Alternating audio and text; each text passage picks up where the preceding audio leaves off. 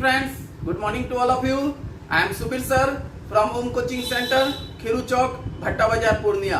और आज class 9th के लिए आपका जो चैप्टर है is matter around us pure, उसका लास्ट क्लास है, जिसमें कि हमने आपको बताया था कि एक टिंडल इफेक्ट आपको बताना है कोलॉइडल सॉल्यूशन के लिए। तो देखिए टिंडल इफेक्ट होता क्या है, लिखें the colloidal particles are big enough to scatter light passing through it, as a result the path of light becomes visible. कहने का मतलब अगर हम कोलॉइडल सॉल्यूशन से कोई लाइट को पास करवाएं तो उसका जो स्कैटरिंग ऑफ लाइट होता है वो आपको विजिबल होता है। तो ये जो स्कैटरिंग ऑफ लाइट विजिबल होगा इसी को कहते हैं टिंडल इफेक्ट। एक टॉर्च बना है, दो सॉल्यूशन लिए, ये टॉर्च से लाइट दिखाया गया है दोनों सॉल्यूशन में। एक सॉल्यूशन है आपका कॉपर सल्फेट का और एक सॉल्यूशन है आपका मिल्क वाटर का। आप देखिए ये लाइट गया यहाँ से डॉट डॉट डॉट, मतलब ये यहाँ नहीं दिख रहा है और ये फिर आपको यहाँ दिख रहा है, मतलब path of light is visible इसमें और path of light is not visible. देखिए क्या लिखे हैं, when the beam of light from a torch is passed through a true solution of copper sulfate, अगर हम कॉपर सल्फेट जो कि ट्रू सॉल्यूशन है इससे हम बीम ऑफ लाइट को पास करवाएं तो Tyndall effect is not observe because the path of light is not visible, because the same light Tyndall effect is not observed, that is the path of light is not visible.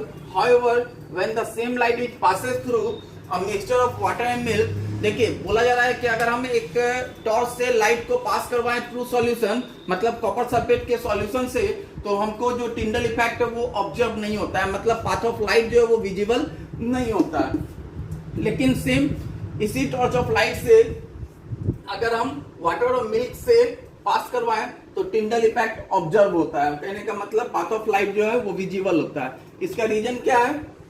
The reason for this observation is that the particles of a true solution, मतलब copper sulphate solution का जो particles है वो बहुत ज्यादा small होता है, जिसके कारण आपका स्कैटरिंग ऑफ लाइट नहीं हो पाता है। और ये जो मिल्क ऑफ वाटर है इसके सॉल्यूशन के जो पार्टिकल्स है वो लार्ज होने के कारण स्कैटरिंग ऑफ लाइट जो है वो ज्यादा मात्रा में होता है, जो कि आप उसको आराम से विजिबल आपके लिए होता है, जिसको हम कहते हैं टिंडल इफेक्ट। अगला आपका कि और आप एग्जांपल ऑफ टिंडल इफेक्ट कहाँ कहाँ देखते हैं, ये भी एक क्वेश्चन ही पूछता है एग्जांपल कि given example of an Tyndall effect. तो देखिए लिखे well known example of Tyndall effect observe in our home.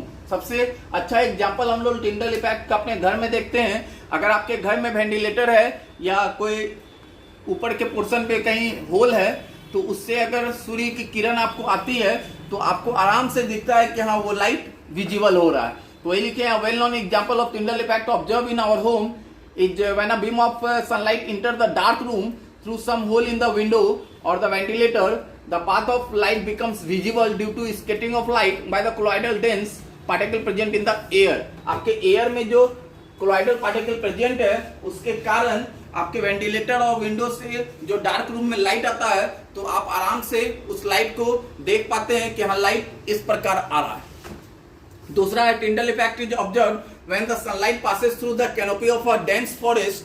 कहने का मतलब घने जंगल में अगर आपको सूर्य की रोशनी पड़े तो आप देखते हैं कि वहां स्कैटरिंग ऑफ लाइट जो है कोलॉइडल पार्टिकल के कारण आपको दिखता है। क्यों? क्योंकि टीनी ड्रॉपलेट्स ऑफ वाटर जो है वो एयर में प्रेजेंट होता है, जिसके कारण आपको जो बीम ऑफ लाइट है वो विजिबल होता है और टिंडल इफेक्ट आपको ऑब्जर्व होता है। तो क्लास 9 के लिए आपका is matter around us pure का चैप्टर आज यहीं पर समाप्त होता है और आप इसको लर्न करेंगे, प्रैक्टिस करेंगे। अगले क्लास में फिर मैं अगला चैप्टर मैथ का या फिजिक्स का लेकर आऊंगा। धन्यवाद।